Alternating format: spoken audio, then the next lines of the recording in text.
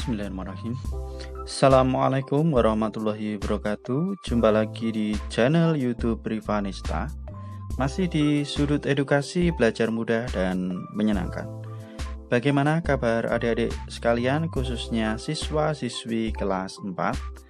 Semoga hari ini kita semua dalam keadaan sehat, karena dengan kondisi yang sehat pastinya kita bisa melakukan berbagai kegiatan yang kita inginkan. Dan dengan kondisi yang sehat pula, tentunya kita bisa belajar bersama untuk membahas soal-soal dari buku penilaian Bu Pena untuk SD atau MI kelas 4 ya. Dan kali ini kita masih di buku jilid 4D, tema 9 ya. Hari ini kita mulai tema 9 ya, Kayanya Negeriku, subtema 1 ya. Pendamping pembelajaran 1. Jadi yang masih ketinggalan bahasan sebelumnya bisa dilihat di playlist Bu Pena kelas 4 ya. Di sana sebenarnya udah ada beberapa di tema 9 yang sudah kita bahas, jadi bisa dicek di playlist. Oke, langsung saja untuk kali ini ya. Tema 9, subtema 1, pendamping pembelajaran 1 ya. Di halaman 87. Halaman 87. Dimulai dengan muatan pelajaran IPA KD 3.5 ya.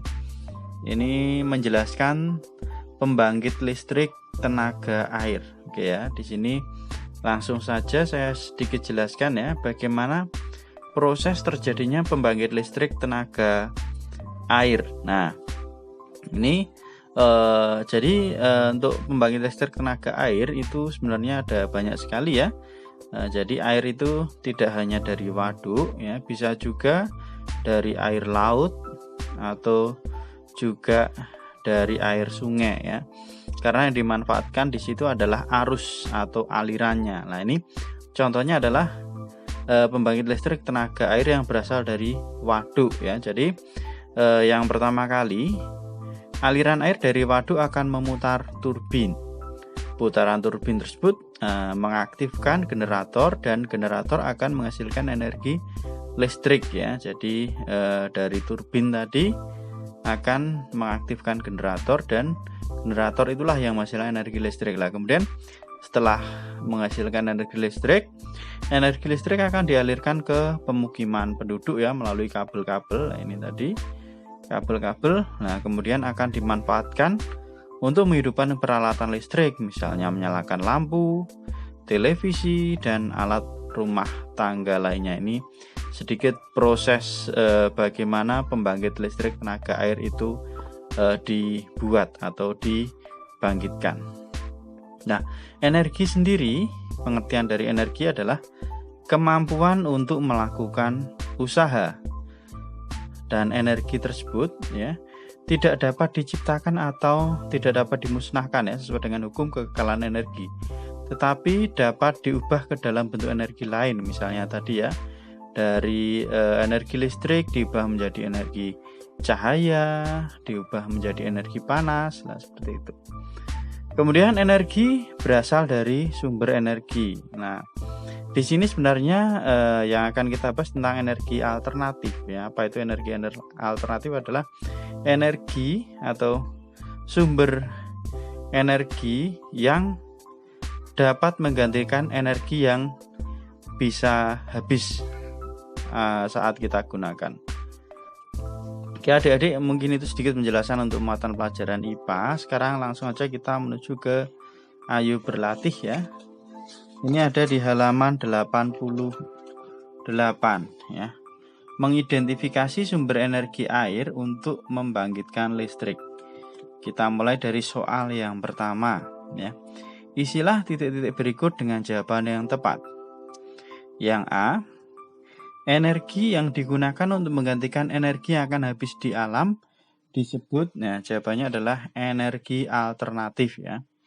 Kemudian yang B, sumber energi alternatif berupa energi panas adalah, nah jawabannya ada matahari, bisa juga panas bumi. Kemudian yang C, sumber energi alternatif untuk menggerakkan turbin pada pembangkit listrik adalah, nah ini bisa aliran air, kemudian bisa juga angin, atau bisa juga ombak ya. Kemudian yang D, angin dapat dimanfaatkan sebagai sumber energi alternatif. Angin dimanfaatkan untuk titik-titik pada kincir angin. Jawabannya adalah menggerakkan baling-baling. Kemudian yang E, ciri-ciri sumber energi alternatif harus, jawabannya ramah lingkungan dan mudah didapatkan. Itu untuk yang nomor 1. Mungkin yang masih belum bisa menyimak, ini sudah saya tuliskan jawabannya juga ya untuk nomor 1 dari A sampai E. Ini adik-adik sekalian ya. Sekali lagi jawabannya tadi yang A adalah energi alternatif. Kemudian yang B, matahari dan panas bumi. Yang C, aliran air, angin dan ombak. Kemudian yang D, menggerakkan baling-baling. Dan yang E, ramah lingkungan dan mudah didapatkan. Ya, ini persyaratan energi alternatif ya. Oke, sekarang kita ke soal nomor 2. Perhatikan gambar berikut lalu kerjakan soal-soalnya.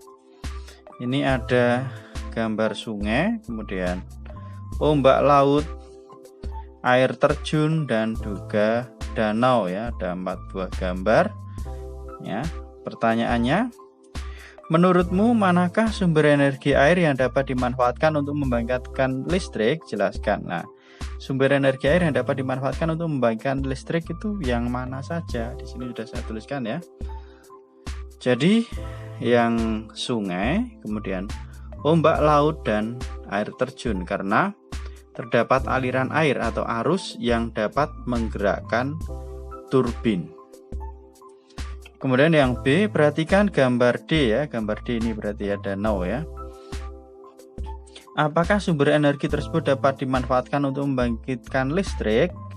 Tuliskan caranya. Nah, oke, untuk yang B ya. Iya ya, jadi danau bisa juga digunakan untuk membangkitkan energi listrik. Caranya bagaimana? Dengan cara membuat air menjadi berarus ya. Jadi dibuat berarus. Misalnya dengan membuat pintu air ya. Jadi ada pintu air, maka arus ini yang nantinya menggerakkan turbin. Jadi dibuatkan sebuah pintu air lah, air yang keluar dari pintu air tersebut lah menjadi berarus lah, itu bisa digunakan untuk menggerakkan turbin.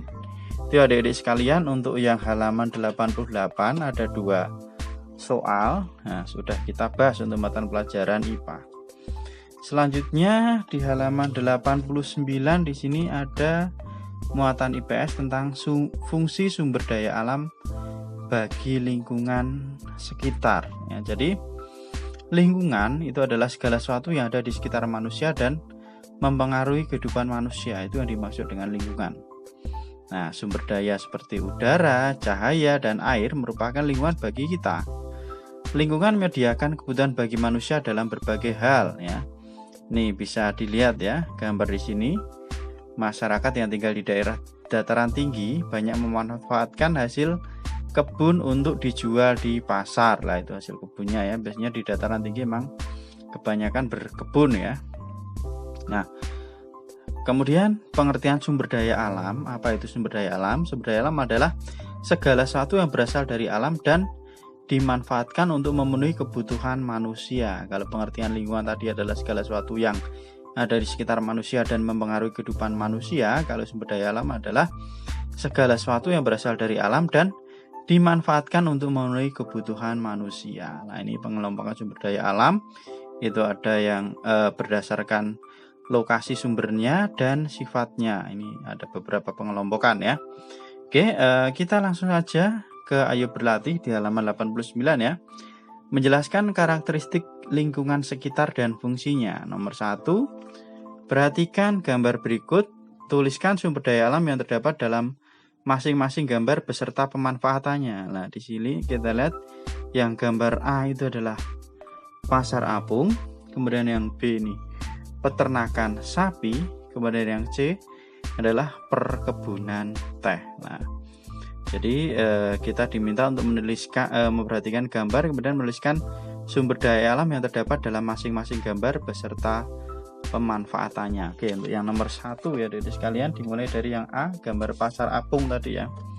Oke ya, jadi sumber daya alam dan pemanfaatannya. Nah, di pasar apung tentunya tadi ada air ya. Air itu tempat perahu agar bisa terapung. Kemudian ada lagi kayu. Kayu sebagai apa? Sebagai bahan untuk membuat perahu, itu dari kayu.